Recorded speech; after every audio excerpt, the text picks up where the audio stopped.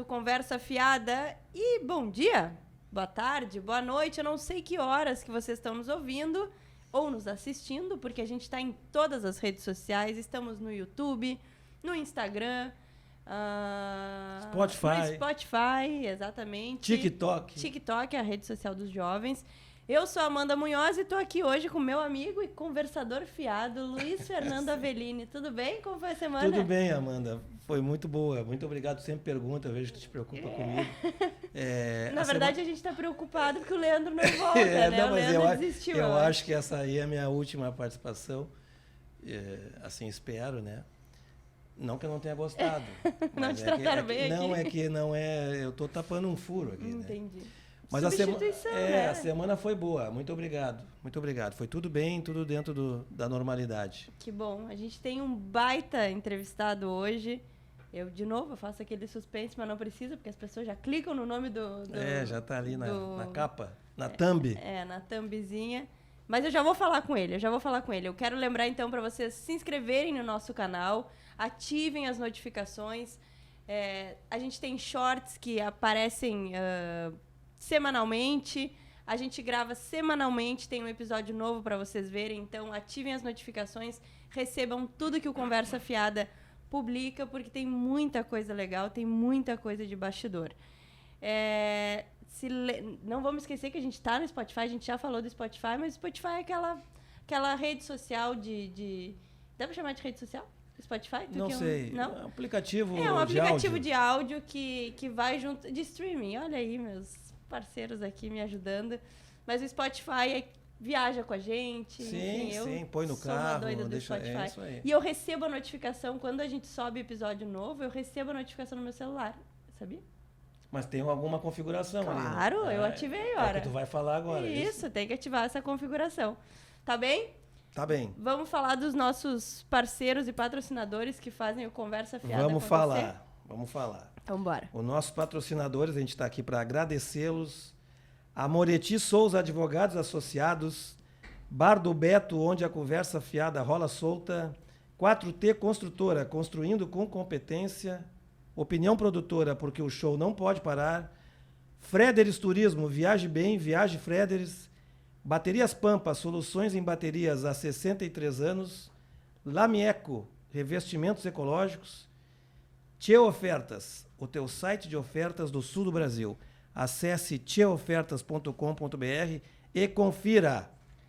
E a Dula. É a Dula. A Dula. Meu chazinho aqui. A Dula sensacional lá. Eu só tô pela gente fazer uma reunião lá de novo. Não, mas é só te chamar também. Tá. Tem tortinhas lá, tem chás, tem cafés, muito bom. Combinado. E o nosso entrevistado de hoje é um cara que eu já incomodei tanto. Não que os outros que passaram aqui eu não tenha incomodado, porque eu, repórter, minha vida inteira de repórter, incomodei muito. Seja muito bem-vindo, professor Hélio Carraveta. Que prazer te ter aqui. Prazer é meu poder conversar com vocês, falar um pouquinho sobre a vida, falar um pouquinho sobre esporte, falar um pouquinho sobre futebol. Coisa boa, né? Isso é muito bom. Que bom te receber aqui, que bom aprender sempre contigo na minha história como repórter. Sempre que eu te acionava pedindo socorro para me ajudar numa lesão, sempre foi muito didático, muito solícito, então eu aproveito para te agradecer a paciência com os repórteres. Mas eu acho que é uma relação de duas mãos. É uma relação importante. Eu acho que é um aprendizado, que o aprendizado se dá nos dois lados. Eu acho que na troca?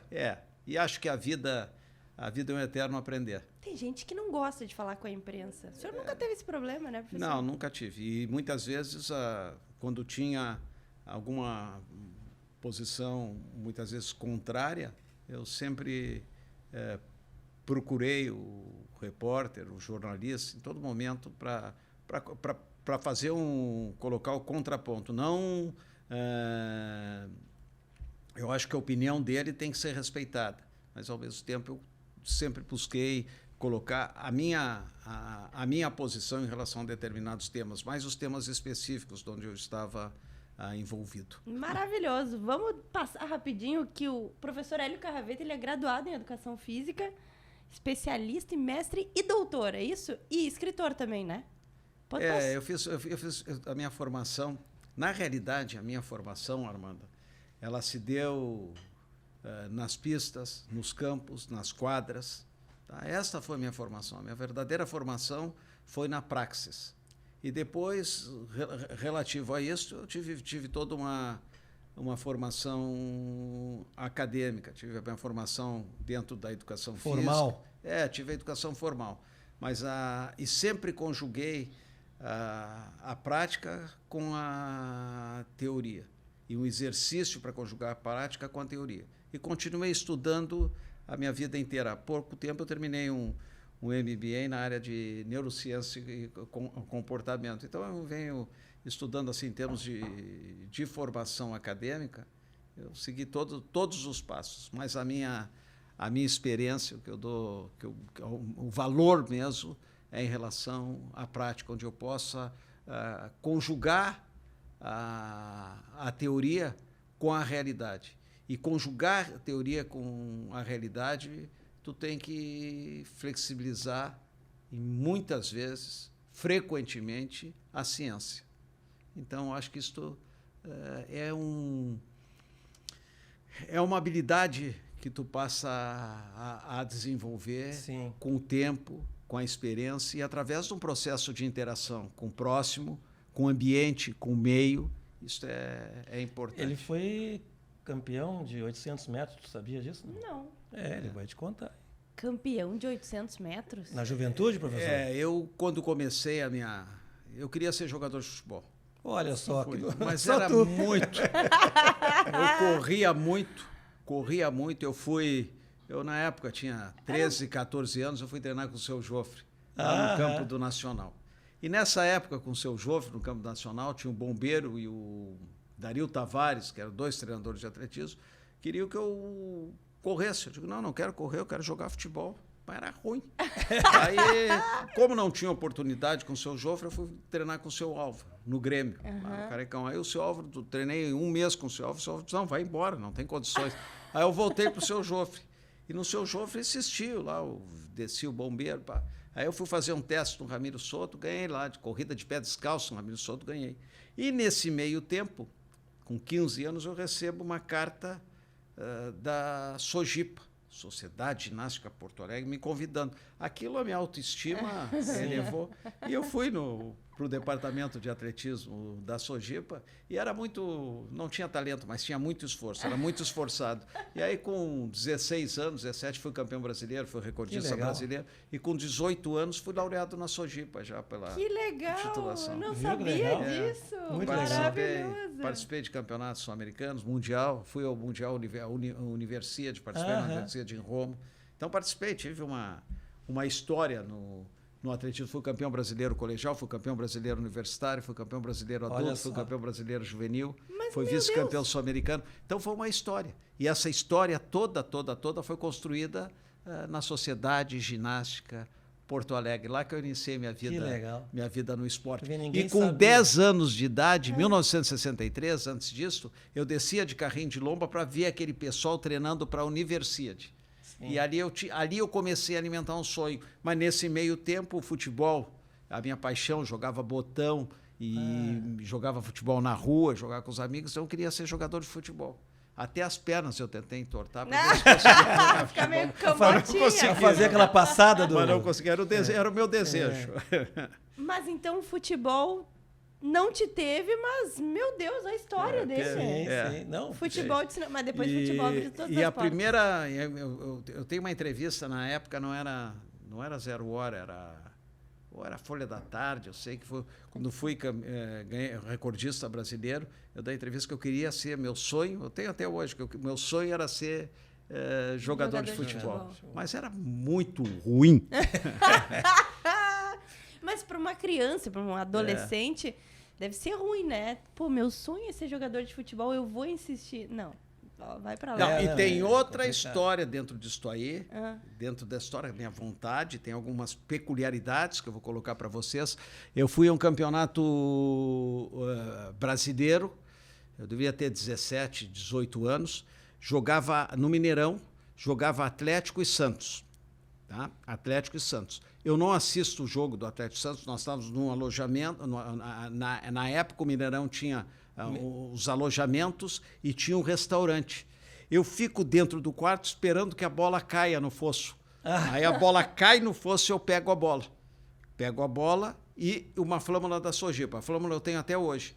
Aí eu vou, quando terminou o jogo, os atletas iam almoçar, iam jantar no restaurante do Mineirão, e aí eu peço para o Edson Arantes do Nascimento assinar a bola e a flâmula. A flâmula eu tenho até hoje, a bola nós jogamos, participamos de jogar, não tenho. A flâmula eu tenho até hoje, a flâmula assinada pelo Rei Pelé. Que Tinha demais! 17 anos. Imagina. 17 anos. Isso que ano foi? Aquilo deve ter sido 1971. Ele já era tricampeão, 70, imagina. 71. Sim, com 17. Não, ele tinha 17, tu disse. Tinha 70, 71, eu era juvenil. O Pelé já era tricampeão. Já tinha sido Isso, tricampeão, isso, porque isso. eu fui um sul-americano e nós usamos, na época era a Confederação Brasileira de CBD. Desporto, e nós usamos aqueles mesmos abrigos com... Que legal. Do... Ninguém sabe Que disso, só quem assiste o Conversa Fiada. Exatamente. Foi o momento, foi um período da minha vida. Que legal. Em algum outro momento na sua carreira, foram 26 anos no Inter, em algum momento o senhor reencontrou o Pelé e contou isso para ele, não? Não encontrei mais. Não, o Pelé teve um momento no Inter, mas eu não tive mais esse contato com ele. Foi o campeão da Libertadores, foi, eu acho que ele teve entrega a taça, né? Foi pro Bolívar que teve isso aqui, teve lá. Mas não, a flâmula eu tenho até hoje guardada. Legal. Foi um momento assim da vida. E fiquei, não assisti o jogo.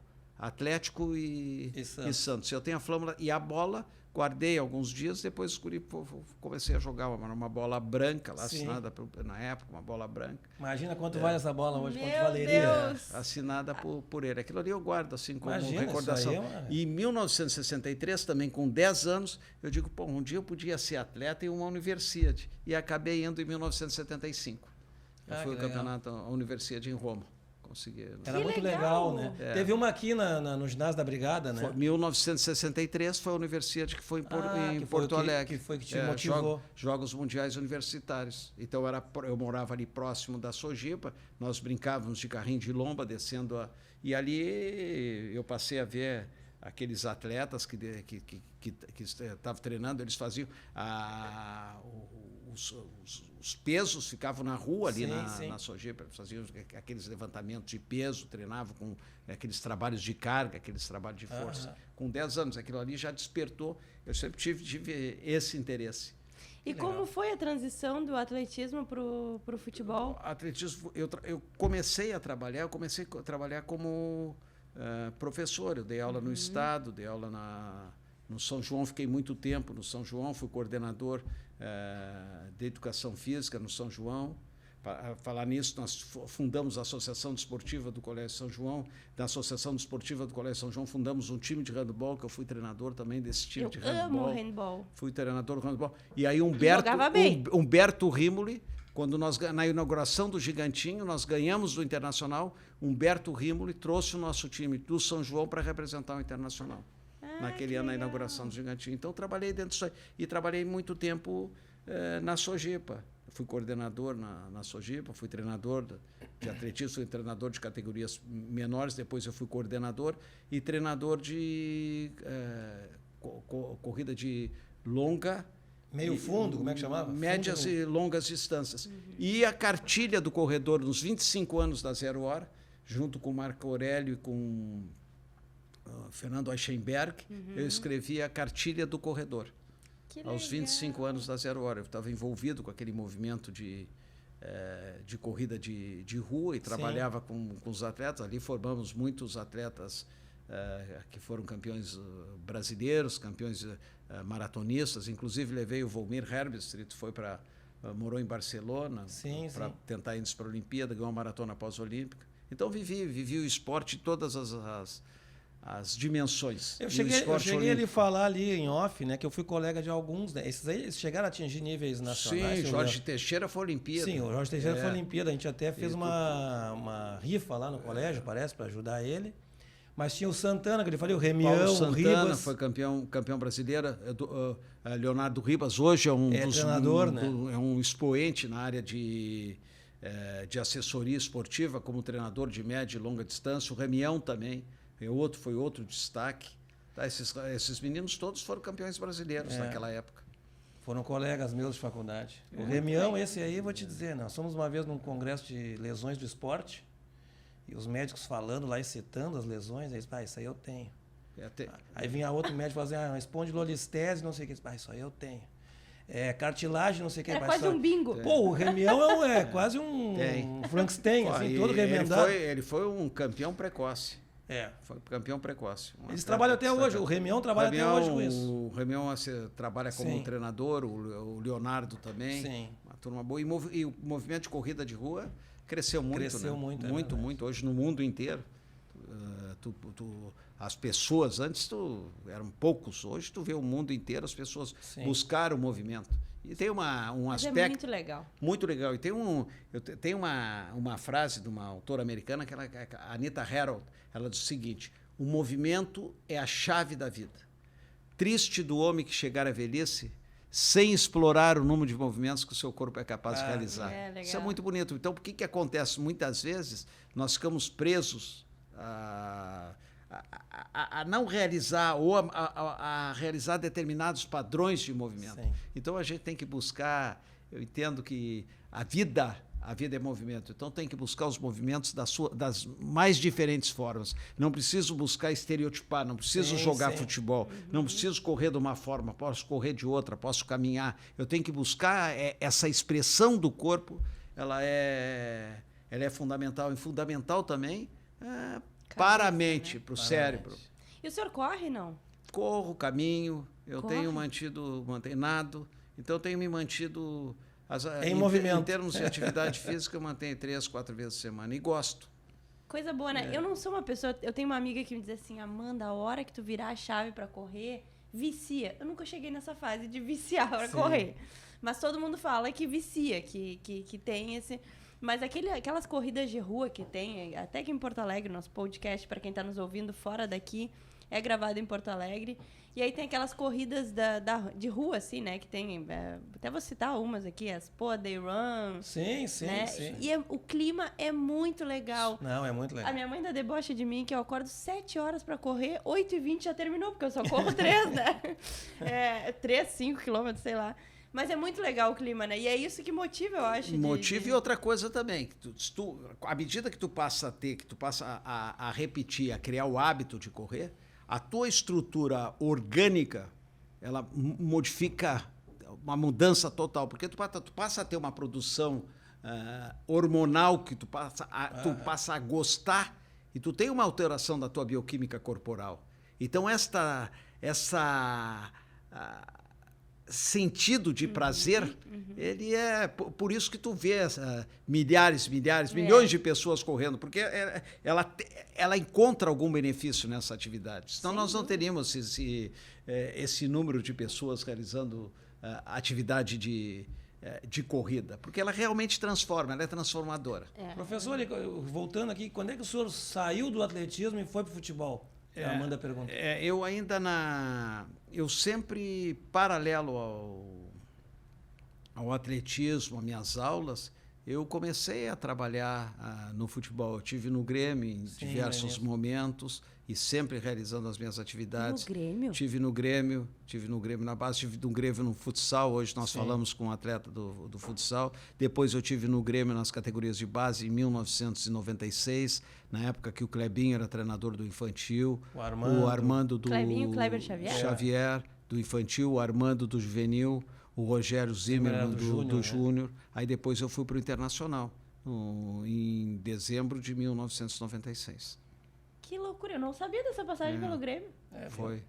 Eu já tive no Grêmio antes e depois, inclusive, eu tenho uma gratidão ao Grêmio. Primeiro, uma gratidão por eu ter me oportunizado em diferentes momentos ter a experiência do futebol. E, num segundo momento, o Grêmio, por intermédio do Dr. Fábio Koff, e do Zélio Oxman também, que ele foi muito importante na minha vida.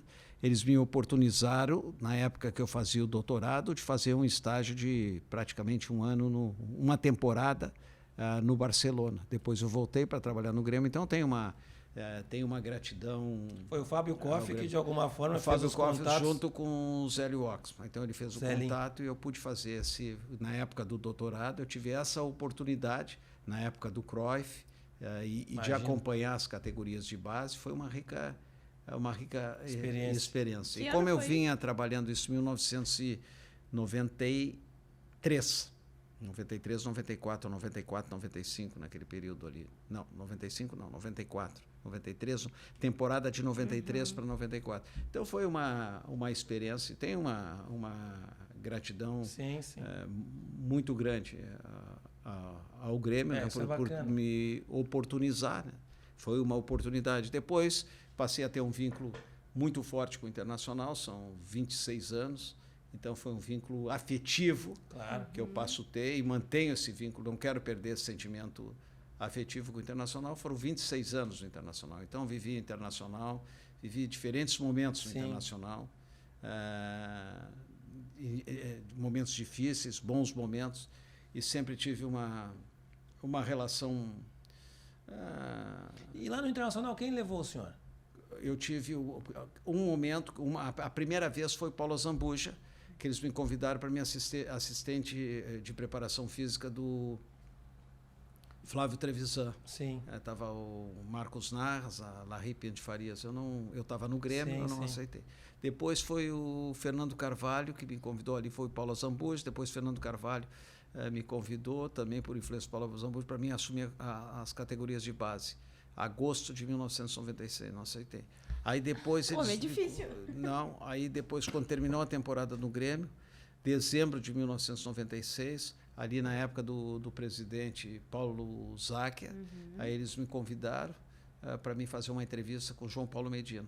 Aí eu fiz a entrevista com o João Paulo Medina e o João Paulo Medina... Aprovou, ele me indicou a contratação. Ali eu comecei no Internacional. E caí sempre no Internacional, esse período todo, além da prática. Eu trabalhei muito dentro da área da gestão, né? Gestão de pessoas, gestão coordenador, gestão na área da preparação física, gestão de performance, gestão do departamento de futebol. Eu tive 2 anos e meio. Então, trabalhei em diferentes projetos. Então, eu tive uma vida no Internacional que eu tenho, que alimenta muito a minha memória e de uma maneira extremamente positiva. Uma história muito produtiva, né?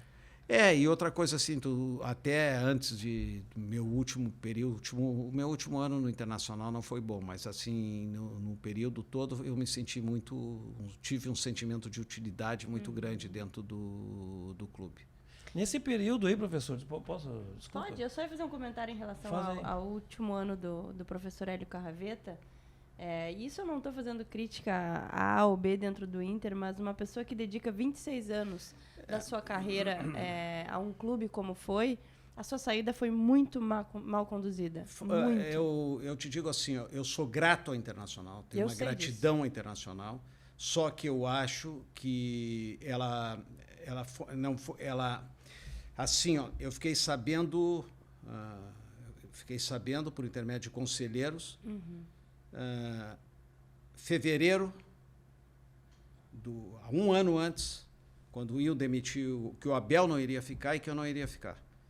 Isso eu estou abrindo para vocês. Eu me mandaram, e digo o nome, Dani Dubin, que avisou para conselheiros que eu não ia ficar. Eu fiquei sabendo, e o Abel vivia na minha casa comigo, e em momento algum avisei para o Abel que ele estava fora do Internacional. Foi depois do jogo do Vasco. Nós teríamos 2, 3 jogos para ser campeão brasileiro. Em momento algum eu revelei isso para o Abel, e depois me mantive no Internacional, mas sabendo nos bastidores que eu não era uma pessoa que eles não me queriam, só que não tomavam a decisão. É ruim. Então isso aí ficou muito... É a única...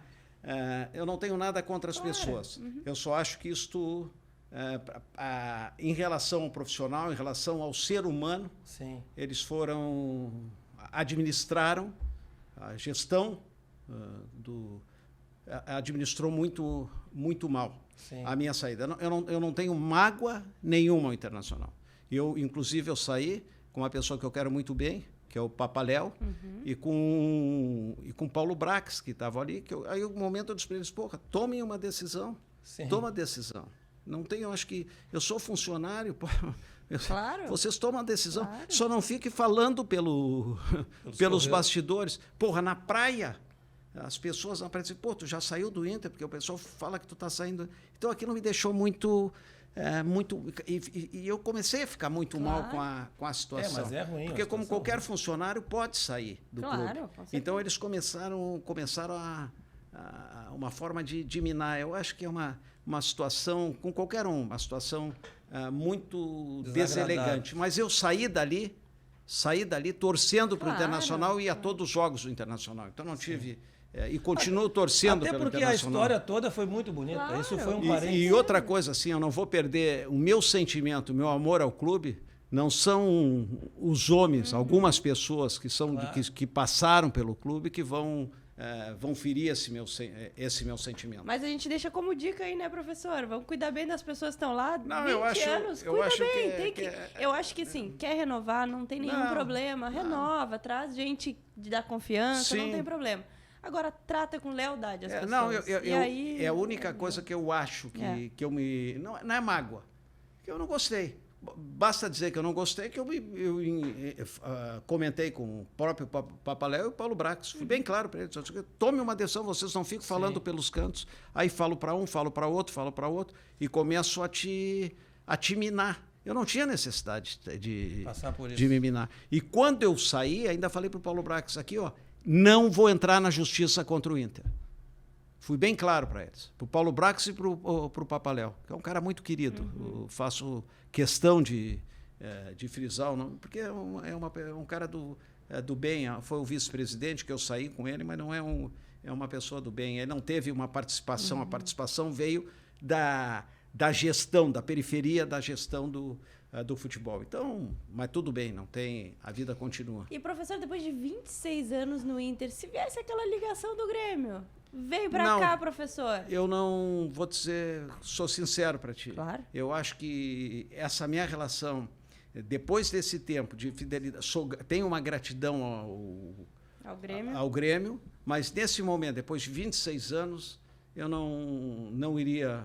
Não vestiria tricolor? Não vestiria tricolor. Eu acho que eu tive me identifiquei tanto com o Internacional e continuei indo aos jogos e torcendo para o Inter e querendo o bem como torcedor do Inter.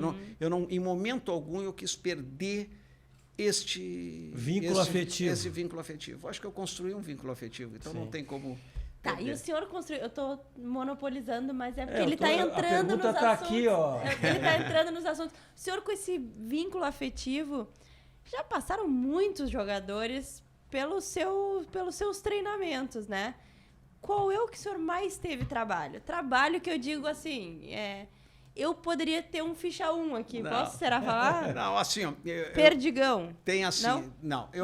Jogadores, assim... Jogadores, tu tem desafios. Eu acho que os desafios são importantes. Então, quando eu tinha a própria relação do retreinamento, eu tinha desafios. E eu acho que os desafios, tem determinados jogadores que têm uma postura de reivindicar, de perguntar o porquê. Eu acho que eu gosto desse tipo. Eu não gosto daquele jogador que passa a aceitar. Agora, aquele que busca o porquê e que te questiona, e que muitas vezes aquele jogador que ele tem... A expressão do jogador é uma expressão um pouco contraditória naquele momento que tu tem que quebrar essa contradição, eu acho que ele tem um espírito competitivo. Eu gosto desse tipo de desafio. Ele entendeu por que ele tá fazendo Exatamente. Tinha um jogador que começou a trabalhar comigo, eu gostava muito dele, ficamos muito amigos. Podemos dizer o nome, não? Meus. Posso dizer. Tá. Chama-se Fernandão. Fernandão trabalhou os primeiros 21 dias aqui comigo.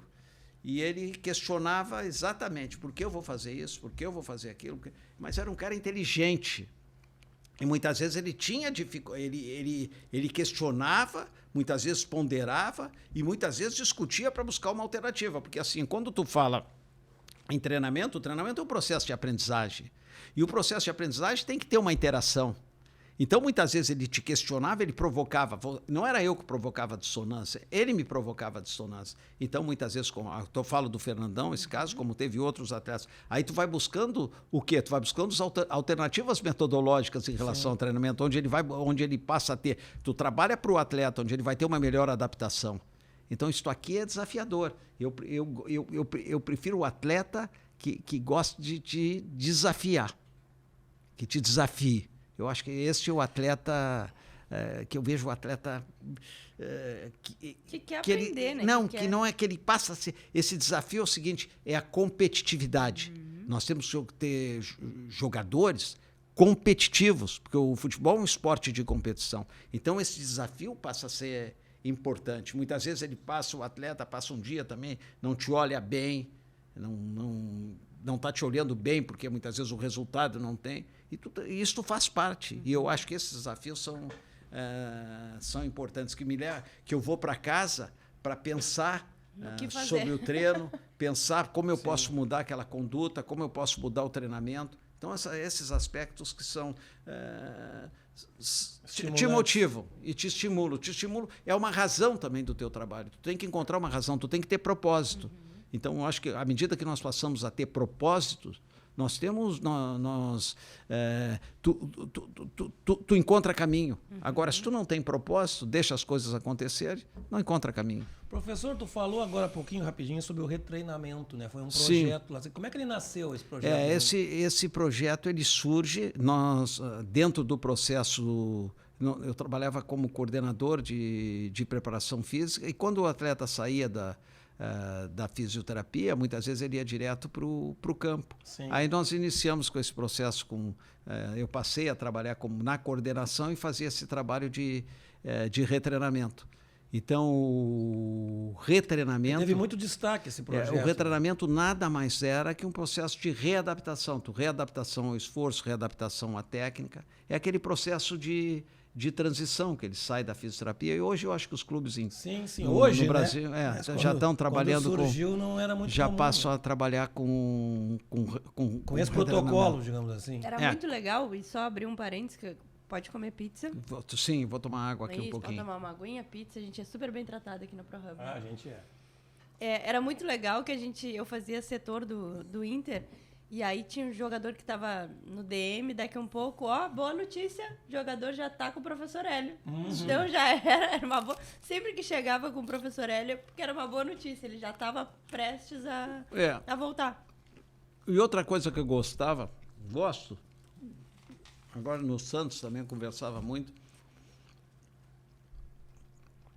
eu acho que o atleta...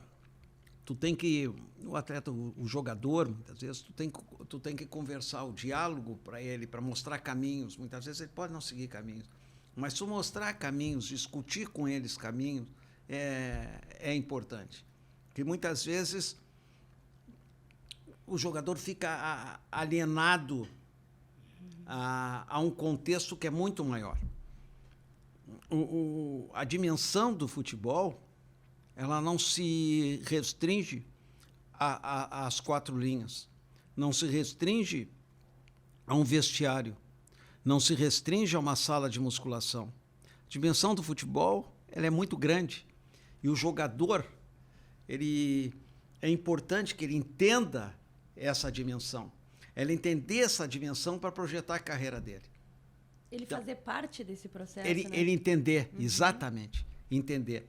E uma das coisas também que nós conversamos é que o futebol ele tem as suas peculiaridades que fogem, muitas vezes, da lógica dos esportes coletivos.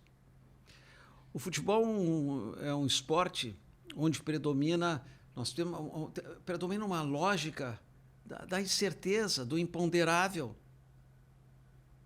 A lógica da incerteza. Vamos voltar ao Internacional agora. O Internacional amassou o Fluminense e foi lá e perdeu. Se tu observa pela lógica, é a lógica. No primeiro tempo, né, professor? No segundo também foi bem. Só foi bem. Lá no final que foi mal. Não vou defender meu time. E aí, o que aconteceu? Aí é o imponderável. Então, o que é o futebol? O futebol ainda predomina o quê? Predomina a criatividade. Uhum. Sim, o a improviso, criatividade. né? É aquilo que eu falei para vocês. O futebol, o jogador de futebol, tá mais para um artista do que para um atleta. E eu acho, agora que o senhor citou o jogo do Inter e Fluminense na semifinal da Libertadores, o Fluminense é um time muito... Eu fico com pena da torcida do Fluminense, porque deve ser desesperador torcer para aquele time. Porque 30 minutos do segundo tempo estava 1-0 para o Inter. Tava 1-0 para o Inter. E 30 minutos do segundo tempo, o Fluminense estava tocando bola lá com o goleiro. Sim. E roda a bola para um lado, roda a bola... Eu ficava pensando no torcedor do Fluminense depois, né? Depois do jogo. O torcedor do Fluminense, que viveu toda essa timeline, o desespero que é... Mas é um time que eu acho que eles são muito frios, assim. Tudo que eles fizeram, assim, em 6 minutos, eles são muito frios.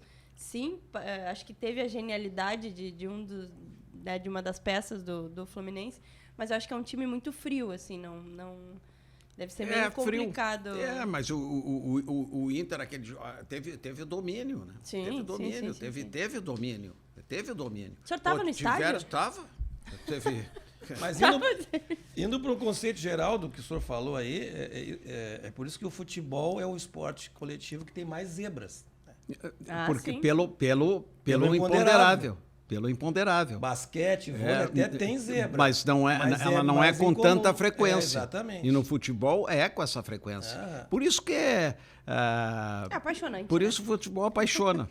Além do mais, do teu sentimento como torcedor, né? Sim. E outra coisa também, ele deveria educar mais Sim. o torcedor.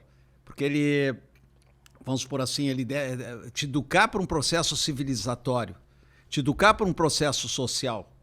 E eu acho que os clubes poderiam trabalhar mais em relação a isso. E nós partimos para...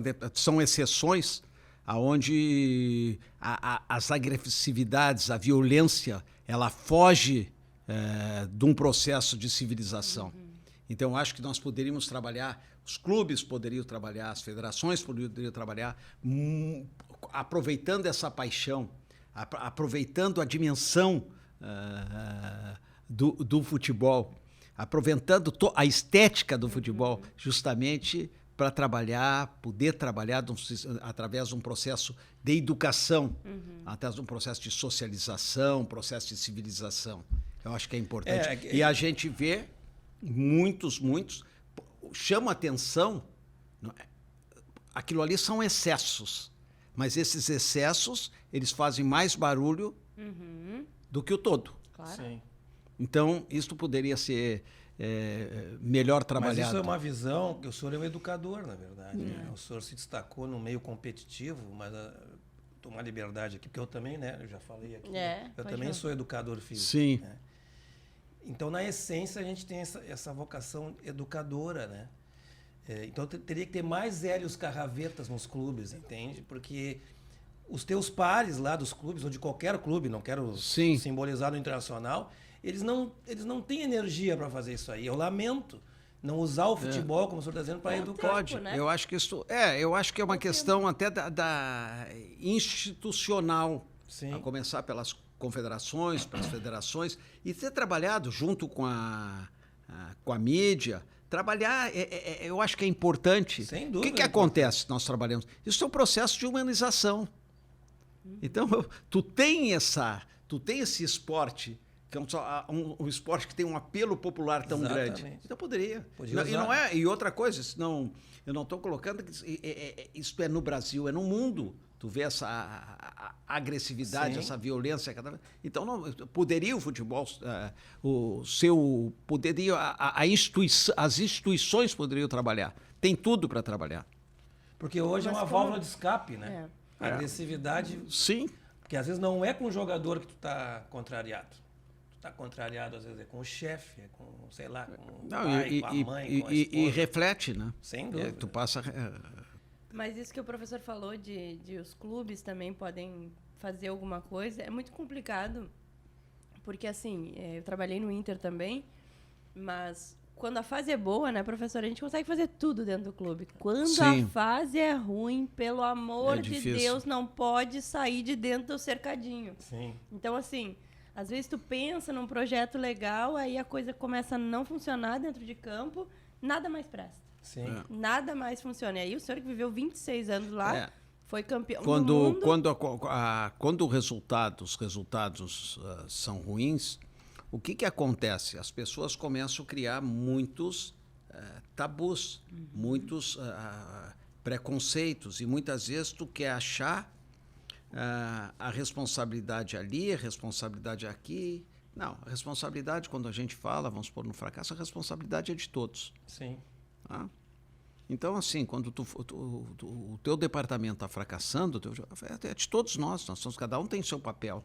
Então, é de todos. Só que a gente tem que, muitas vezes, tu tem que buscar alternativas. Né? E nem sempre tu consegue buscar alternativas. Nem sempre tu consegue buscar.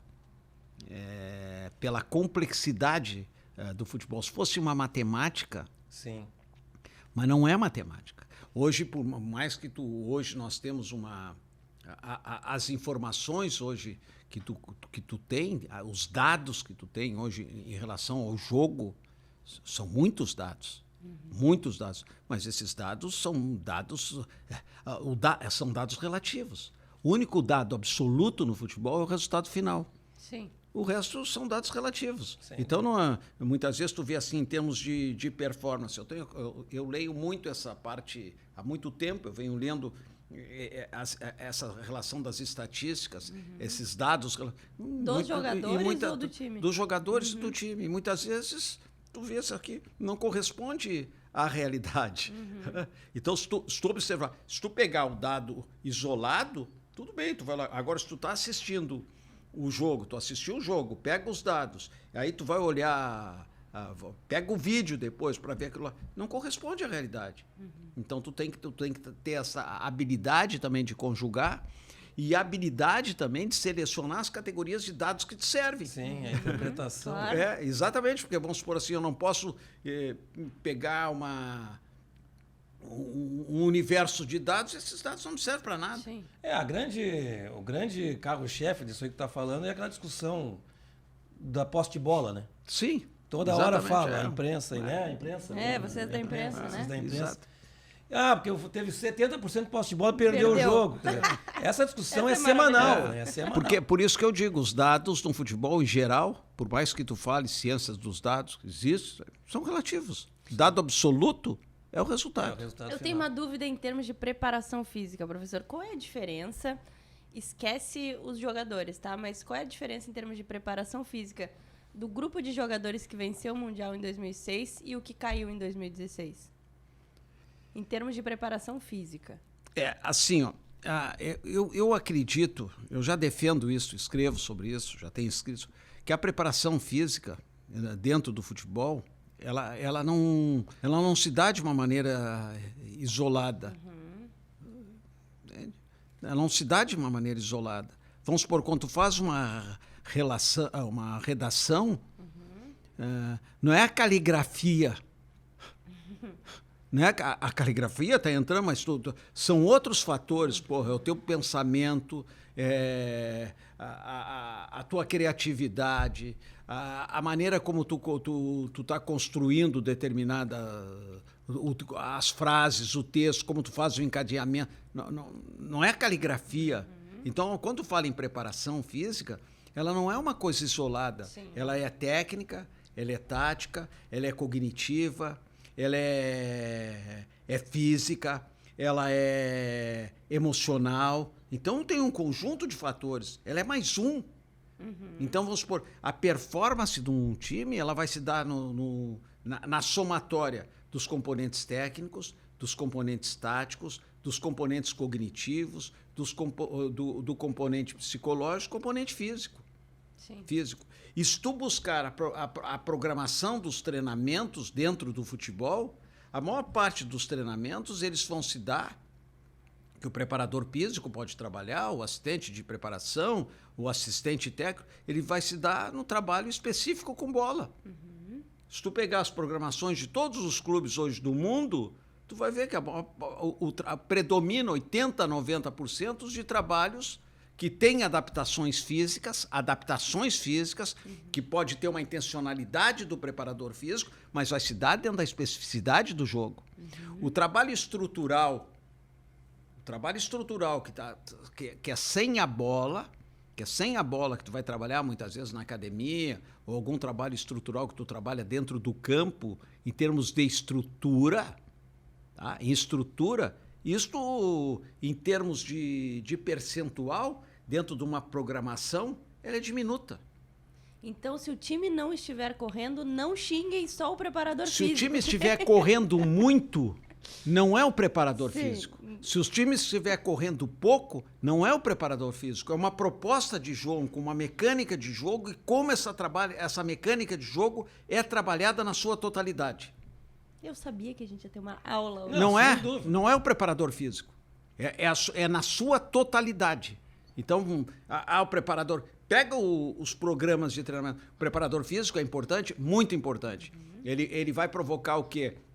Ele vai, junto com o treinador, mostrar que aquelas adaptações do trabalho técnico-tático deles vai provocar determinadas melhorias em termos de performance, que esse tipo de trabalho, muitas vezes, é um trabalho que se contrapõe. Ele vai buscar uma organização em termos de adaptação. Ele ajuda. E ele analisa, ele tem os dados, ele vai buscar, ele ajusta as adaptações. Mas a maior parte das adaptações, ela não se dá através do preparador físico. A maior parte das adaptações, ela se dá através da comissão técnica, do trabalho técnico, do trabalho tático, dos trabalhos específicos. Isto em qualquer equipe do mundo. E tu tem um trabalho de base também, que tu provoca adaptações, muitas vezes adaptações estruturais, que eu já mostrei o exemplo aqui para vocês. Essas adaptações, tu adquire uma base boa para te provocar outras adaptações. Mas aquelas adaptações tu perde. Vou te dar um exemplo. No período de base, vamos supor, a média dos jogadores de futebol corre 15 minutos, eles estão fazendo 3,2 km no período de base. Eles passam 2, 3 meses trabalhando, eles vão fazer esses meses 15 minutos, então eles vão fazer 2,800. Como? Melhorou a performance? Não, eles deixaram de treinar aquele trabalho específico que deu uma base para eles e transferiu para as especificidades, para as ações específicas dos esforços específicos do jogo. Então, essa adaptação, ele perde essa adaptação e ganha outras. Sim. Então, isso aí nós temos que entender. Então, muitas vezes, assim, o time está mal preparado fisicamente. Não, está mal preparado em termos de performance. Quando está mal preparado, é responsabilidade de toda a comissão técnica. O time está andando muito, o preparador físico é o tal. Não. O time está andando muito pela qualidade dos jogadores também, também pela qualidade, e pelo trabalho da comissão técnica, que o preparador físico está incluído. Isso reforça um conceito dos treinadores que têm a sua equipe de comissão montada, Sim. porque a sinergia da comissão é importante. E cada vez mais eu acho importante uma comissão técnica, um treinador ter a sua comissão técnica. Tu pode ter a comissão no clube de apoio para dar sustentação, permanente, mas o treinador tem que ter sua comissão técnica. Por quê? Porque ele tem que ajustar o trabalho. E ajusta o trabalho, é entre eles que vão ajustar o trabalho. E muitas vezes vamos supor, vou trabalhar com a Amanda tem uma linha. Até eu me encontrar com a Amanda, é assim não, eu vou demorar. Até para buscar as adaptações, até a linguagem para falar. E até a relação dos conflitos Porque tu tem que ter... os conflitos existem. O contraditório. O contraditório. Então, vamos supor, tu tem que buscar mediar determinados conflitos. Se tu te conhece, fica mais fácil mediar os conflitos, porque os conflitos vão existir. Sim. 26 anos no Inter, quantos treinadores... É. Professor Hélio Carraveta não viu chegar e, meu Deus, tudo de novo. Eu acho que eu passei por... Quanto ao todo, entre Inter, esse período também no Grêmio e agora, eu acho que eu passei por quase 100 treinadores. Já trabalhei quase 100 treinadores. E na base também, contando a base do Inter. Né? Professor, em cima disso aí, né? O senhor saiu do Santos há pouco, né? Sim. O senhor está no mercado? Como é que é? Não, assim, ó, eu sou profissional. Sim. Então, o que acontece? Eu tenho profissional. Só uma que, perda. Só que hoje... É um prejuízo pro futebol, né? Só que hoje, assim... Fora da... É assim que a outra vez eu estava em casa, surgiu a possibilidade de ir lá para o Vasco com o Abel, que tinha me convidado, e depois surgiu do Falcão para o Santos, eu fui para o Santos. Foi uma rica experiência. Não tivemos... os resultados não foram bons, que é a nossa responsabilidade, né? Não foram bons, mas foi uma experiência muito boa, uma estrutura muito boa. Estou torcendo para o Santos ir bem, para o Santos não rebaixar. Mas tu tá trabalhando, enquanto eu tiver saúde e puder ser útil, eu estou no mercado. Agora, tem uma coisa, a relação do mercado, né? Muitas vezes não é tudo que... Tu tem muitas vezes ofertas, possibilidades, muitas vezes para aquele momento ela não é importante. Marca furada, né? Não, e pode ser até depende da situação também, não... Sim, é um contexto, né? É um contexto. Então, assim, eu tenho uma relação muito estreita com várias pessoas assim dentro do meio do futebol, mas não tenho, vou ser sincero para vocês, assim, não tenho nenhuma obsessão para voltar ao mercado, para sair agora há 20 e poucos dias. Então eu acho que eu fiquei tanto tempo no a família Inter. Agradece tempinho então de descanso, deixa, né? E até a família e até para ti mesmo, né? Claro. Tu poder parar outra coisa, buscar né? outras leituras e eu acho que para a vida também é importante. Até para te refazer determinados conceitos, quebrar determinados paradigmas que tu passa a construir certas cascas. Então, eu acho que isso é importante. Janeiro tá aí, deixa para janeiro. Vamos ver o que a vida me espera. Não sei. Deixa eu lhe perguntar outra coisa. Eu insisto naquela questão do retreinamento, que eu achei muito bacana, né? Quando surgiu e tal.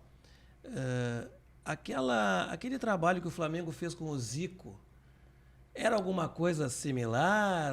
Ou não tem nada a ver? Lembra que o Zico, numa época, fez um reforço? Fez. O Messi também fez no Barcelona. Isso, muitos atletas fazem determinados trabalhos especiais. O Internacional tinha uma proposta nós realizamos com vários atletas também, num conjunto, né? Porque quando tu trabalha, vamos por assim, todo o trabalho que eu fiz no Internacional não foi nenhum trabalho individual, foi trabalho. Eu sempre trabalhei em conjunto com o departamento médico, a fisiologia. Eu tinha um grande parceiro no Internacional, um homem que tinha uma capacidade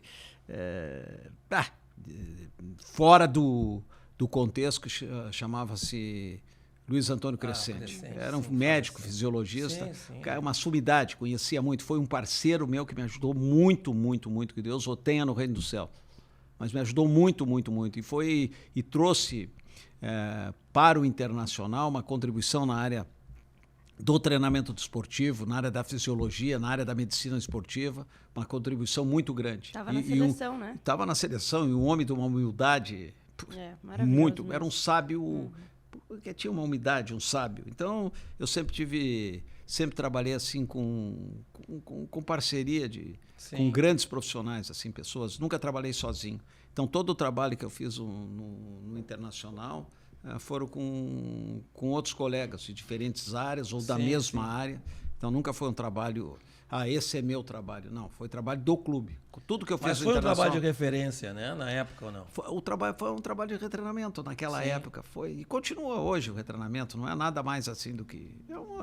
dentro de uma rotina de trabalho hoje. O Crescente parece que esteve no Grêmio também. Antes. Teve no Grêmio, sim. Teve no Grêmio. acho 94, 95, teve no Grêmio. Nós falamos em treinador, desculpa, Não, quer falar, querida? não. Nós falamos em treinadores que ele passou, né? Mas presidentes também, né? E tu seguiu, né? Trocava os presidentes Vários e tu seguia, presidentes. né? Peguei o Zaca, que eu fui admitido com ele, Paulo Rogério Amoretti, Fernando Miranda, que fez um trabalho, que trouxe o Medina, fez uma linha de trabalho diferente. Depois peguei Fernando Carvalho, Vitório Pífero, Giovanni Luigi. Seu Isso Giovanni. é bacana, cara, né? Porque né? Baita cara. mostra que o trabalho está acima disso, né? Marcelo Medeiros. depois, né? Depois do Luiz, foi Marcelo Medeiros, Vitório Pífero de novo. Luiz e Vitório. Luiz e Vitório. Aí Vitório, Marcelo, Trabalhei com Marcelo, vários Alessandro. e sempre tive uma relação boa com eles. Eu nunca tive, sou bem sincero para vocês, nunca tive Embate, né? política, situação. Sim. Eu sempre pensei em relação Ao clube mesmo. e sempre mantive uma amizade, Tecnicamente, né? amizade com quem eu trabalhei no Internacional e também sempre fui muito fiel com quem eu estava trabalhando. Então, muitas vezes, vamos supor, tu está trabalhando e muitas vezes tem grupos políticos que te pedem para dar uma assessoria. Eu nunca dei assessoria para grupo político algum enquanto eu estive no Internacional. E os presidentes, as pessoas que passaram por Internacional, são sabedores disso. Tá? São sabedores disso. Então, de me convidar para dar assessoria dentro dessa área de planejamento, essa área de consultoria, dentro da relação de conceitos de futebol, em nenhum momento. Não lhe procuraram agora? A gente está num período Agora, de eleição. mas agora eu não participo mais, eu não sou funcionário do Internacional, então eu estou livre para fazer o que eu quero. Informação, temos Não, informação. estou livre, vem cá, aqui. eu não participo Sim. do Internacional. Se eu Tá fosse certo. funcionário do Internacional, certo. mas eu não sou funcionário do Internacional. Então, eu sou um profissional, eu posso prestar serviço. Se eu tivesse no Internacional, não prestaria Claro, serviço. não. Mas hoje eu não estou no Internacional. É meu time do coração. Né? Agora é meu time, torço, mas não estou no Internacional. Então, não tenho essa relação de ética. Isso aí não, agora Professor, chega no senhor, a gente teve, só para informar, o Inter ganhou o Grenal nesse final de semana. Sim. As pessoas vão assistir o nosso podcast, já vai ter passado uma semana, um pouquinho mais, né? Mas passaram muitos convidados por aqui que a gente falava como é difícil perder Grenal e tal. Sim. Isso chega também no senhor, assim, de perder Grenal? Putz, tá chegando Sim. em casa e ter que dar explicação para vizinho? Não sim. poder pegar pizza em casa? Eu vou dizer uma coisa para vocês. Depois que eu saí do Internacional, eu vou aos jogos, torço pelo Internacional e volto para casa, independente do resultado, sem a culpa. Quando eu trabalhava no Internacional, vamos supor, o jogo do Fluminense, saí do Internacional, saí triste do campo, mas não levei para casa a culpa. Claro. E se eu estivesse no Internacional, eu levava para casa a culpa. Eu me cobraria porque eu teria alguma culpa Claro. no resultado. É uma coisa... Mas é aquela coisinha assim do porteiro, do Ah, o prédio. Os caras perguntam e muitas Sim. vezes, vamos supor assim, troca a flauta. Então tu tem. Só que eu digo para você assim, eu nunca Nunca teve problema. Não, nunca toquei flauta. Ah, não, tu não. isso não. Não Grenal, né? Não, em nada, assim, eu Não? nunca toquei flauta. Não, É não tem. temperamento, tem Não jeito. toco flauta. Eu agora mesmo, O Jorge aqui também. eu agora o Jorge mesmo, não toca depois do flauta Grenal, eu entrei, eu vou a uma academia, e estou lá na academia, tu viu, o rapaz triste, lá outro triste, lá que é gremista. Professor, falei outros assuntos, não falei de... Sim. Mas não toco vamos flauta. falar de futebol. Não Chega toco. lá e diz assim, hoje nós não vamos Não, falar de não futebol. toco. vamos Agora, falar. muitas vezes, tocar para mim. Pô, teu time, isso aí acontece. Pô, esse time não é time de perna de pau, tá mal. Isso aí Mas tu sabe que às vezes o cara que é torcedor mesmo, e ele sabe que o cara tá vindo do outro time, ele fica esperando. Aí tu não fala, ele fica mais louco ainda. Aham. Ele não Vai não vai tocar uma flauta, desgraçado. Mas o Tinga falava pra gente que ele perde Grenal, tu não vai pegar uma pizza na frente a pizza que tu encomendou pra resolver a noite, pra tentar terminar a mas- noite de uma forma digna, não Não, consegue. mas tu tem assim, o que acontece? As pessoas, quando tu trabalha, e perde, vai mal, tu tem vergonha. Claro. Então, vamos supor, eu era funcionário do Inter, trabalhava, eu tinha vergonha. Quando perdia mal, tinha vergonha. Claro, Vergonha. sim. E quando ganha, tu tem que ter também um autocontrole para não ter tanta euforia, porque tu tá sabendo que logo ali tu pode perder. Então tu tem que ter esse controle emocional, é importante para quem trabalha. Fortes, né? Mas tu não pode comemorar muito. Não, mas assim, a gente está aqui na frente de uma pessoa diferente. Né? Claro. Mas tu não pode, tu tem que tomar cuidado, porque muitas vezes a gente concorda. Não, e a vida, mas é um exercício difícil. É difícil, mas eu acho que o futebol não difere da vida. A vida te leva a tomar tombos, tu toma tombos, tu tem que levantar. E o futebol é a mesma coisa. Só que muitas vezes tu tem que cuidar um pouquinho para não te levar à prepotência. Né? Sim. E eu tenho algumas coisas também que eu falo muito dentro da área acadêmica, muitas vezes na área do conhecimento. Eu digo assim, que nós temos que cuidar muitas vezes a prepotência epistemológica, a prepotência do conhecimento, que muitas vezes a gente, à medida que tu vai avançando numa área do conhecimento, tu vai te especializando na área do conhecimento, a tua verdade, tu quer que a tua verdade seja uma verdade absoluta. Sim. E aí eu considero isso muitas vezes a prepotência epistemológica. Isso aí é uma coisa que é difícil. Sim, esse manuseio. Muitas vezes. E até para trabalhar dentro de uma equipe. Sim. Por mais especialista que tu possa ser, tu tem que não relevar, vamos por teus princípios, mas teus princípios não, mas em relação, tu tem que flexibilizar muitas vezes o teu conhecimento naquele momento para poder chegar mais adiante mundo, chegar, exatamente. Porque assim, tem jogador que sabe mais, tem jogador que é mais um pouco mais limitado, vamos dizer assim, tem que chegar em todo mundo. E eu falei isso fora do ar e repito aqui para quem está nos ouvindo, o professor Hélio Carraveta é um cara, isso que ele fala assim da humildade. Eu tinha que fazer os jogadores, quando eu era repórter da Zero Hora, os jogadores se lesionavam. E aí me dizia, chegava meu editor e, nós precisamos para amanhã ter um infográfico da lesão do joelho, de não sei o quê. E eu entendo alguma coisa de lesão? Sim, pois é. Não entendo. E eu precisava pedir pro rapaz lá, o diagramador, para quem ia fazer o infográfico da lesão, eu tinha que saber o que ele tinha que marcar ali. Aí eu ligava pro professor Hélio. Professor, me ajuda. Eu tenho, às vezes eu mandava a foto do que a gente ia usar para ver se simbolizava a lesão do jogador. E o professor sempre foi muito didático, né? Sempre e até quando a gente fala em lesão, até vou, para defender alguns colegas, mostrar, a lesão no futebol, ela é inevitável. Sim. Então, assim, quando eu vejo alguém dizer assim, o meu time comigo não lesiona, tu não é mágico, tu vai lesionar. É bruxo. Porra, olha aqui, comigo não lesiona. Eu tive poucas lesões, então tu treinou pouco, competiu pouco. Então, se o time que compete... Começou agora, faz 15 minutos. O time que compete tem risco de lesão. Então, muitas vezes, tu quer descobrir por que o time, isso aqui, da lesão, está mal preparado fisicamente. Nem sempre está mal preparado fisicamente.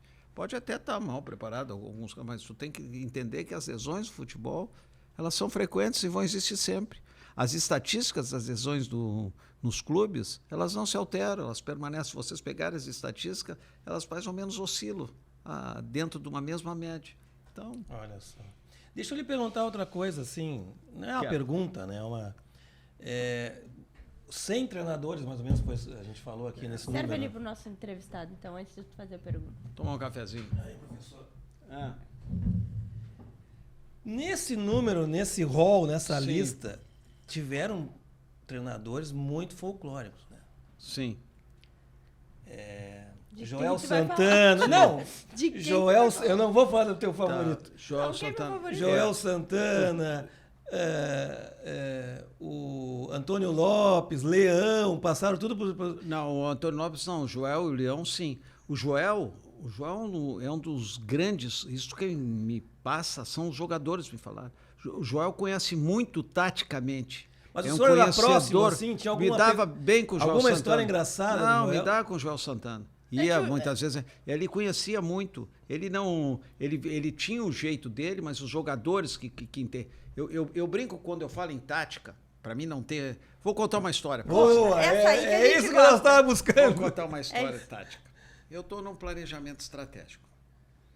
Era o Tite, treinador. E o time não foi bem. Eu estou numa reunião, eram grupos de planejamento estratégico. Aí um diretor chegou e perguntou: pai, o time foi mal? Sim. O que tu acha que foi? Eu disse: eu vou dizer uma coisa para ti. Eu não gosto muito de falar nisso, mas vou dizer. Eu jogaria com 2 linhas de 4 bem compactada. Tá? Bem compactada. E deixava os outros 4 na frente. E saí, fui tomar café. Aí nós entramos para a sala. Tinha uma sala que era um grupo do futebol, outro grupo todo. Terminou. Passou 2 minutos, vem os dois lá, bate na porta. Hélio, tu falou sério? Falei. Mas são 13 jogadores. Tu não me pergunta. Não me pergunta que eu não entendo de tática. Pode ter certeza, o ano que vem tu vai pra rua. Imagina. Eu disse, não caiu a ficha. Sim. Então, o Deixa que acontece? Quando tu fala em tática, muitas vezes, tu não tem que o teu trabalho, tu não pode estar envolvido, querer dar lições táticas. Então é melhor tu dizer assim, quem vai definir taticamente o time é o treinador. Sim. Tu não vai definir. O treinador pode te mostrar alguma coisa, pode te perguntar, é ele que define a tática. Então tu não entende de tática, então é importante entender. É que o futebol todo mundo acha que entende, né? Exato. E na sua área também, o povo gosta de dar um pitaco, né? No futebol, em tudo. Em tudo, né? E eu acho que, eu vou dizer uma coisa, eu considero assim, ó, eu acho que as pessoas podem falar. Tem que falar, fala. Desde que não atrapalhe, fala. Só não vai querer, mas deixa falar. Muitas vezes essa fala é importante. Agora mesmo eu estava em Santa Cruz de la Sierra com um diretor do Santos. Pá, o diretor falou, e uma série de coisas ele falava. Eu disse: pá, mas fulano, não dá, isso aqui é assim. Pá. Aí no outro dia eu fui dormir, ele foi. E me deu, passei a noite com uma dor de cabeça. Desci, ele estava no café e fui tomar café com ele. Aí estava o doutor, eu disse: doutor, passei a noite inteira com uma dor de cabeça, não aguento. Ele disse: fui eu, culpa minha. Eu te incomodei tanto, falei tanto, que eu tô me sentindo culpado. Eu digo: meu querido, tu pode falar, eu vou deixar, tu continua falando o que tu quer. Mas eu te enfim. Só deixa eu tomar um comprimido. Para te ver como a pessoa, vamos supor, é torcedor, ele faz parte do conselho de gestão, a pessoa do bem. Claro. Então, claro. O que ele ficou, ele se sensibilizou, Sim. porque ele tanta porrada ali, com aquilo lá. Pá, e eu tentando, eu escutando e argumentando, tinha que argumentar. Sim, mas eu acho que defender. ele está no direito dele. Ele está no direito. Então o cara é torcedor, ele não é um profissional ali. Então ele tem que falar. E tu vai respondendo para ele. Nem tudo que tu vai responder para ele aquilo que tu está respondendo para ele não significa que é a tua visão. Sim. E não significa que eu respondo para ele que eu estou certo. Mas a minha visão profissional em relação àquilo. Sim. Mas eu tenho que escutar. Professor, o senhor tem um coração gigantesco. Jogador consegue enrolar o senhor? O jogador é o seguinte, assim, ó, ele não te engana, porque tu deixa ele te enganar.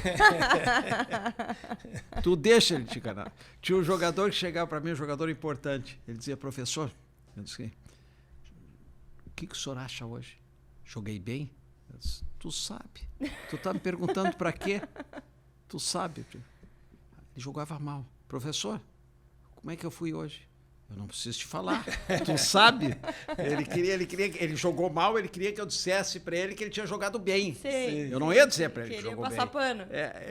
Mas no treinamento, assim, que o senhor pega pesado no treino, retreinamento jogador, o professor pega leve. E eu tinha, assim, uma relação, eu sempre fui bem claro para eles, eu digo assim, quando eu estava trabalhando individualmente, eu dizia: você, se tiver algum problema à noite, no outro dia, me avisem. Não preciso me dizer o que foi. que seria o problema à noite? O cara não Vamos dizer. dormiu muitas vezes à noite, aquela noite mal dormida. Sim. Muitas vezes tu tem um filho, que o filho chorou a noite toda. O senhor Aí é ele muito vai, querido. aí O senhor é muito aí querido, vem tem de um manhã, filho que não dormiu. aí ele Político. vem de manhã, e diz assim, ele tem que dizer, porque se Não tu passa a dormi essa trabalhar noite. com ele, tu dá uma carga de trabalho, ele vai passar 24 horas. Se tu diminui a carga de trabalho, em 12 horas ele está recuperado. Então tu tem que ter essa Tá, mas essa então ele relação. chegava e dizia que não dormiu. Mas o motivo era Não, eu não sempre- queria saber o motivo. Tá, e Mas eu- teve algum desculpa. motivo inusitado? Não. assim? Quando o cara, Sempre coitado dos quando o filhos. cara repete muitas vezes, tem. Mas em geral, não. O jogador não Aí, tem. Amanda, é aquilo Aí que ele o filho- disse, o filho ele não faz de cresce. conta que o cara enganou Faz, ele, entendeu? mas não tem, não tinha isso. Não. O jogador X é a pessoa que o filho nunca dorme. Ah, tinha um mosquito essa noite, não me deixava dormir. Mas hoje o jogador Só que eu com mosquito eu não Indisciplinado. durmo, né? Eu com mosquito não durmo. Hoje o jogador indisciplinado, que tem dificuldade, ele não vai longe na carreira.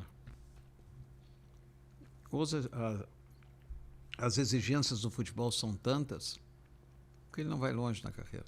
Então, o que acontece? Esse tipo de jogador, que muitas vezes não tem uma vida fora do campo saudável, esses jogadores precisam de orientação. Tu tem que orientar. Tem que orientar. E muitas vezes tem que orientar não com a porrada. Sim. Tem que dar o carinho, tem que dar atenção, tem que conversar. E procurar mostrar para ele o caminho que é para a vida dele. Eu costumo dizer que o jogador ele pode construir uma empresa. Aquilo ali é uma empresa que ele tem. Essa empresa ele pode transformar essa empresa numa usina, ou numa grande fábrica, ou numa grande multinacional, ou pode transformar essa empresa dele, o corpo dele, num boteco de esquina. Então é ele que vai escolher. Ele tem tudo, então só que ele tem que ter consciência. Essa consciência de corpo, essa consciência corporal, ela é importante. E outra coisa, assim, qualquer um de nós, quando nós podemos fazer bem aquilo que nós gostamos de fazer, nós temos um retorno que não é as pessoas que estão fora que nos dão, é nós que temos esse retorno. Sim, E esse retorno é uma forma de nós encontrarmos um pedacinho da nossa felicidade, poder fazer alguma coisa, aquilo que nós gostamos de fazer, poder fazer bem. E um jogador, para poder ter um bom desempenho, ele tem que ter uma boa capacidade de concentração, tem que se dedicar aos treinos. Tem dia que não vai estar bem, mas tem que se dedicar aos treinos. Tem que estar no estado emocional de equilíbrio para ele poder desenvolver aqui a criatividade dele, ter espontaneidade, ele não evitar ter bloqueios. Então o ambiente também tem que ser um ambiente favorável, ele desenvolver a criatividade, desenvolver a performance dele, poder realizar o trabalho dele, isso é extremamente importante. Então esse ambiente, esse contexto, ele é fundamental. Esse ambiente se cria tu cria dentro de um Sim. departamento. Sim. Isso. Mas são profissionais de gestão de pessoas, né? A gestão. Que nem todos os clubes têm. A gestão de pessoas. Quase nenhum tem. A gestão de pessoas, ela é importante. É fundamental. Amanda, a gente tem a pergunta afiada para Vai, fazer. faz, Tu então. vai fazer? Não, ou eu faz faço? pra tu ficar. Se o entrevistado se incomodar, é contigo, não comigo. O nosso convidado, tu quer dizer? Nosso entrevistado, Professor, é o nosso seguinte, aqui é conversa afiada, né? Sim. Mas nós temos a pergunta afiada, que é uma perguntinha um pouco mais... Nem é tanta, a gente dá o nome, mas... O que o senhor acha que faltou na preparação do jogo contra o Mazembe? Foi Se preparação. faltou alguma coisa, né? Olha aí, induzindo nosso... Que pergunta. Afiada, a pergunta... Que pergunta. Eu acho que no jogo com o Mazembe,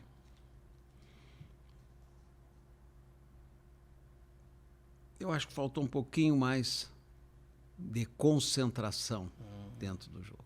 Pode ter passado. Um pouquinho de concentração. Durante o jogo mesmo. A Não, fase não, anterior ao jogo foi durante tudo o jogo. Eu acho que pode ter faltado. Pode. É assim, Claro. ó. É Muito tempo, eu vou né? dizer- Também já não, até não. prescreveu, Mesmo não. assim, pode ter outras variáveis. Sim, mas sim. assim, tu me pergunta agora, eu acho que quem sabe uma concentração um pouquinho, uma maior concentração, o Inter teria outro resultado. O senhor, depois a gente vai para o próximo quadro, né? Mas só para explicar para as pessoas que estão nos ouvindo, que acompanham o futebol, o seu cargo dentro do clube é um cargo que acompanha a palestra antes do jogo, vai para o vestiário, volta do vestiário. O senhor vive 100% desses momentos? Sempre assisti todas as preleções. Eu sempre tive boa relação em geral, com os treinadores. Tenho boas relações, mantenho boas relações. Agora mesmo, eu fui com o Tite no jogo do... O Tite me convidou para ir no jogo do Palmeiras e Grêmio. Fui com ele, uma pessoa que eu quero, que tenha um carinho... Tite que está assumindo um desafio gigantesco muito agora, grande, né? por ele. Então, assim, tenho relações com os treinadores, com os treinadores que passei. O primeiro treinador que eu trabalhei no Internacional, que eu tenho carinho por ele, foi o Celso Roth. Foi o primeiro treinador. O amigão da... Querem que eu faça a pergunta? Eu não quero, não quero. Em 1996 eu trabalhei com o Celso Roth, depois trabalhei com ele em 3 Você já viu ele oportunidades. sorrir? Né? É pouco, sorri. Viu? Sorri.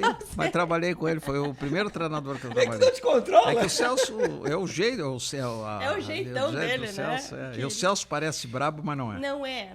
não Já é. entrevistei ele fora Já, ele é um cara querido, uma pessoa Mas do quando bem. ele é treinador do clube, ele passa medo, assim. A gente faz pergunta, Porque tu tem pensa medo de que ele... tomar porrada. Mas ele não é um cara sensível. Foi o primeiro treinador que eu trabalhei no Internacional. Teu amigo? Me dou com ele, gosto dele. Que É legal. um cara que eu tive convivi com ele, assim como outros treinadores, todos que passaram, assim, eu tenho a maior respeito pelo papel do treinador. Sim. E pela responsabilidade dele. E, ao mesmo tempo, pela pressão que hoje o treinador sofre. Ele, por mais que ele... de toda a comissão, entre torcedores todos, é o único que não quer perder. É ele. É o treinador que ele tem a responsabilidade. Ele sofre uma pressão, parece que, e muitas vezes ele tem que tomar as decisões que ele, dentro de uma concepção, dentro do que ele vem trabalhando, do que ele viu do jogador. Muitas vezes até quando olha pelo retrovisor, aquele jogador que já deu aquele resultado, e muitas vezes não acerta. Ele não acerta. Não, a pressão é gigante. É gigante. Eu tenho, assim, um respeito pelos treinadores em geral de futebol. Aqui no Rio Grande do Sul, que é difícil. onde a gente vive, né, que a gente pode falar, guardadas as proporções, né, os treinadores da dupla Grenal às vezes sofrem mais pressão que o governador. Sofre pressão, uma pressão muito forte. Não, eu acho Não que... tenho dúvida disso. Às Não, vezes, eu acho que não é no Rio Grande do Sul, acho que no Brasil inteiro. Eu só não quis falar porque eu não conheço. Mas no Brasil aqui, inteiro, cara, pressão muito... toda semana. E outra coisa, chega momentos que é desumano, né? Sim. É muito desumano. A maneira como... Então eu tenho respeito pelo treinador de futebol, quem toma a decisão, quem lidera, né? Essa parte para liderar. Mesma coisa, se tu verificar, muitas vezes um presidente de um clube que assume, né? Ele tem a responsabilidade pelo clube, então muitas vezes ele vai errar. Sim. Então e muitas vezes ele tem uma intolerância muito grande, né? Então, mas eu falo especificamente dos treinadores. São pessoas com quem eu trabalhei e que eu tenho um respeito e consideração. Professor, agora a gente vai para o último quadro. A gente está batendo papo, conversando fiado. E o último quadro teoricamente, é simples do que a gente já fez até agora. E aí eu quero saber desses nomes aqui, quem que o senhor levaria para uma conversa fiada no Bar do Beto? O senhor já foi no Bar do Beto? Já. Maravilhoso. Maravilhoso. Né? Aqueles filé, maravilhoso. Aquele chopinho, maravilhoso. Jorge Américo e Aveline já te convidaram para ir? Não me convidaram. Pois é. Eu falo isso toda vez. Uma época eu frequentei muito o Bar do Beto e depois uma época também, eu acho que eu estava dando aula no jornalismo esportivo lá na PUC? Na PUC. Não, na PUC não, na URGS, com a Sandra de Deus. Eu acho que o pessoal ia. Eu frequentei muito também, depois que eu casei, aí eu parei um pouco. Tu parou de ir no Bar do Beto? Então o senhor conhece o Bar do Beto? Sim. E aí o primeiro nome que eu quero saber se o senhor leva para uma conversa fiada é Abel Braga. Meu grande amigo. Estive agora uma semana na casa dele. Desfrutando na casa dele. Fiquei uma semana agora quando saí do Santo da casa dele. Levaria. Foi para lá, para casa dele no Rio? No Rio. Fiquei uma semana. Ele fez uma cirurgia na coluna. Então, inclusive fiquei uma semana na casa. Tu fez um retreinamento com ele depois, não? Ficamos lá. É um parceiro. Uma pessoa que eu quero muito bem. Mas ele podia pagar essa continha aqui, né? Podia. Levaria. Porque ele vai pedir vinho, então essa conta não vai ser Mas muito ele barata. toma um shopping, toma um vinhozinho. Então toma. tá, fechada. Próximo nome é Fernando Carvalho. Meu grande presidente, meu grande amigo, levaria. E até a carne lá ele é capaz de assar, porque é um exímio assador. Não sei porque ele nunca me convidou pro churrasco. Ele Mas convidou, ele- sim, Ele convidou. teve aqui. 29. Não, tá bom. Ele teve aqui e disse que vai ter um assador. no futuro. Assim, e um né? gentleman, um cara querido. Gosto muito do Fernando Carvalho também. O próximo é Celso Le- Juarez. le- Tu aca- tá acabei lendo, de- né? Tá colando, acabei tá de falar. colando, professor. Não, acabei de falar no Celso Rotti. Levaria. Levaria. Levaria. E ele até acho que ia sorrir também. Ia sorrir, ia vai. gostar. Leão. Levaria também. Trabalhei com o Leão aqui bastante tempo, levaria. Não deixaria de levar o Leão. Paulo Roberto Falcão. Levaria, estava com ele até agora, brigando com ele lá. Levaria a brigar com ele lá. Levaria. Não, só pra tomar um chopinho. Vai, levaria. Ficamos muito tempo agora, convivemos 10 meses juntos no. É quase um no casamento, Santos. né, Quase um professor? casamento. Convivemos muito, muito, muito. Conhece muito futebol, né? Sim. Falcão conhece futebol. E vocês moravam no hotel? Não, nós morávamos no mesmo prédio. No mesmo Eu prédio. morava no. Porque ele tinha. O Falcão Superior, ele tinha que morar no 28º. Eu morava no 27º. A hierarquia foi mantida na residência, a hierarquia foi mantida. 28º e o 27º. Mas aí almoçava junto, jantava junto. Almoçava aquela junto, relação saía de- junto. E muitas vezes eu me atrasava, ou ele se atrasava. Nós íamos de Uber juntos, sempre. E Sempre discutimos, conversando no Uber. sempre conversando, brigando no Uber. Que bom, então o Falcão leva Leva. pro bar Quem do mais? Beto. Quem mais? Rueda. Quem é o Rueda? O presidente do Presidente Santos? do Santos. Claro, uma pessoa querida, uma boa pessoa. Um cara. E outra coisa, está fazendo muito pelo Santos. Está reformando o Santos, um homem sério, está fazendo toda uma revolução administrativa do Santos. Resultados podem não ter vindo, mas ele está fazendo uma revolução no Santos. É um excelente presidente, um dirigente que o Santos um dia vai reverenciar. Olha o que eu estou falando. Boa. Alessandro Barcelos. Quer pular? Foi o que me demitiu, mas levaria. Não tenho mágoa dele. Levaria. Levaria, não, é Tá, porque... mas deixa que ele paga a conta, então. Não, pode Cada um paga a sua conta. Levaria, vou ter... É o presidente do time que eu torço, vou por quê? Levaria, então. Levaria. Apesar de ter algumas coisas assim em relação à gestão dele que eu não concordo, mas quem sou eu para não concordar? Mas eu levaria. Ah, mas lá no bar do Beto tem Lá no bar do Beto toma um chopp e levaria. Eu ia falar uma coisa, mas o jurídico não me permite. Diego Aguirre. Levaria. Trabalhei com o Diego Aguirre, agora a terceira vez que eu adaptei ele, 2 vezes no Internacional e uma vez e agora 4 dias, 5 dias no Santos. Depois eu 5 pedi dias demissão. só? Eu pedi demissão. Sim, o Diego chegou e logo o senhor saiu. Eu adaptei o Diego, Fez fiz as as relações, boas-vindas. as boas-vindas, mas ele sabia que eu ia sair. Na reunião que nós tivemos junto com o Conselho de Gestão, eu tinha falado que ia sair, que eu ia pedir para sair. Como eu fui com o Falcão, é uma questão também ética, assim, tinha que sair. Diego Aguirre que tá nos prometendo que vem aqui, né? Só quero ver. Vocês vão gostar do Diego Aguirre? Ele é maravilhoso. Maravilhoso, eu já sou fã uma de pessoa carteirinha do Diego. querida, educada. Ele é educadíssimo. Educadíssima. Tem experiência no futebol. O Leandro Bess chama ele de Marlon Brando. Ele é educadíssimo, é um cara querido, é um cara simpático, um cara de bom convívio. Lamento não ter ficado lá, mas não podia ficar. Ele sabe, o Diego sabe disso. Sim, não Eu foi por pedi. ele.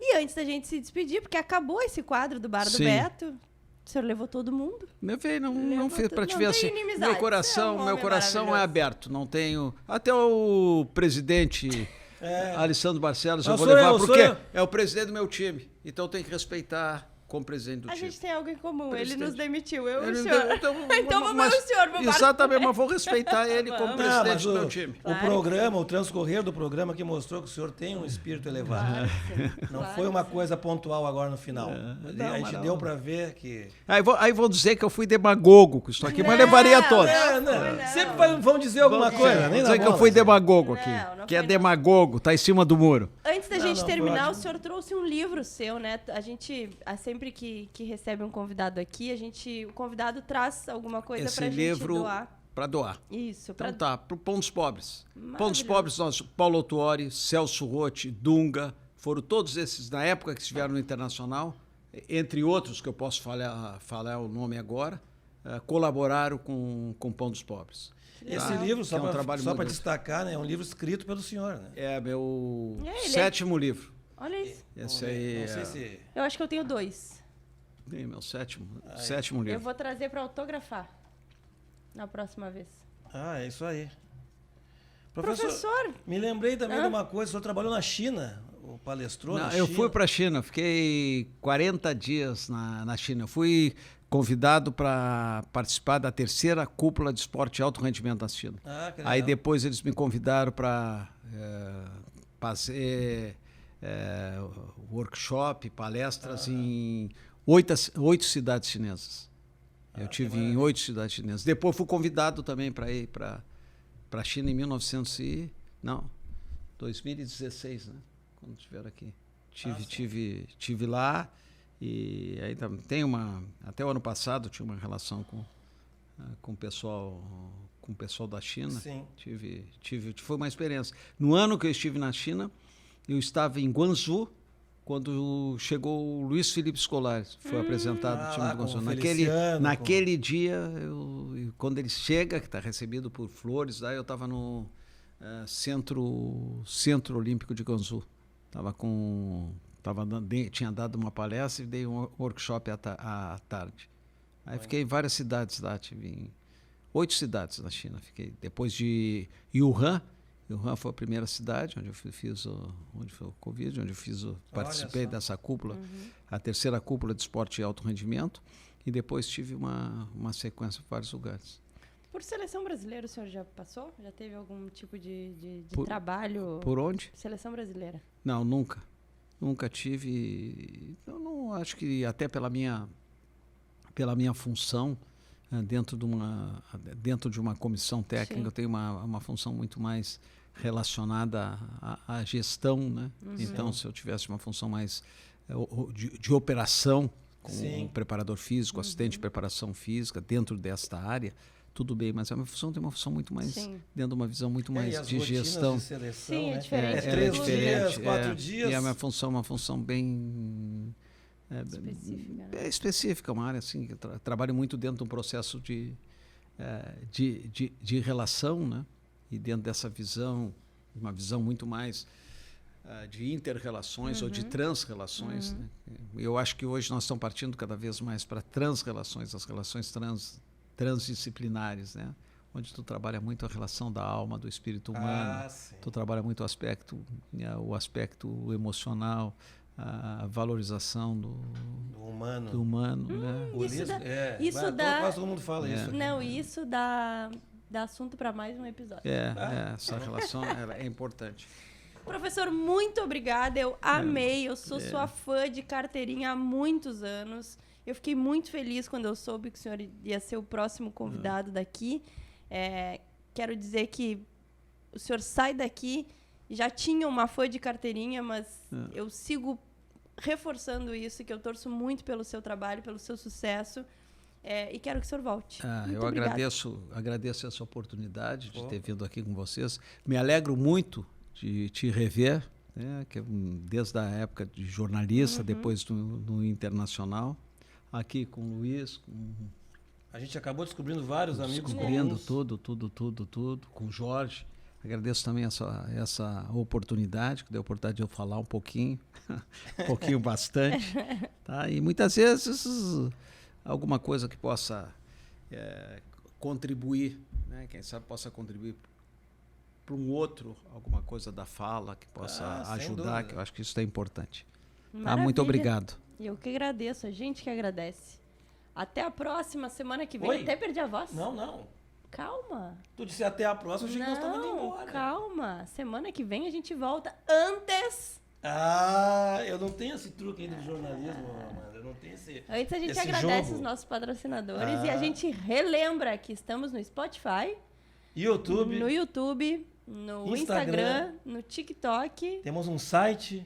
um site, conversafiadafc.com.br. Às vezes eu esqueço do site.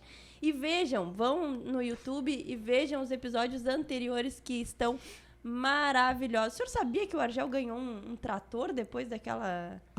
Depois daquele vazou o áudio do episódio do trator? áudio dele, que ele ganhou um trator? Não sabia. Ele ganhou um trator, ainda fez dinheiro com essa história. É mesmo? Ele contou aqui pra gente. Grande Argel. Vamos lá, então. Bora. Agradecendo a Moretti Souza Advogados Associados, Bar do Beto, onde a conversa fiada rola solta. 4T Construtora, construindo com competência. Opinião Produtora, porque o show não pode parar. Frederis Turismo, viaje bem, viaje Frederis. Baterias Pampa, soluções em baterias há 63 anos. Lamieco, revestimentos ecológicos. E Tchê Ofertas, o teu site de ofertas do sul do Brasil. Acesse tcheofertas.com.br e confira. E A Dula. a Dula. A Dula, eu adoro A a Dula. Dula que está aqui com a gente também. Tchau, gente. Até semana que vem. Tchau, até mais.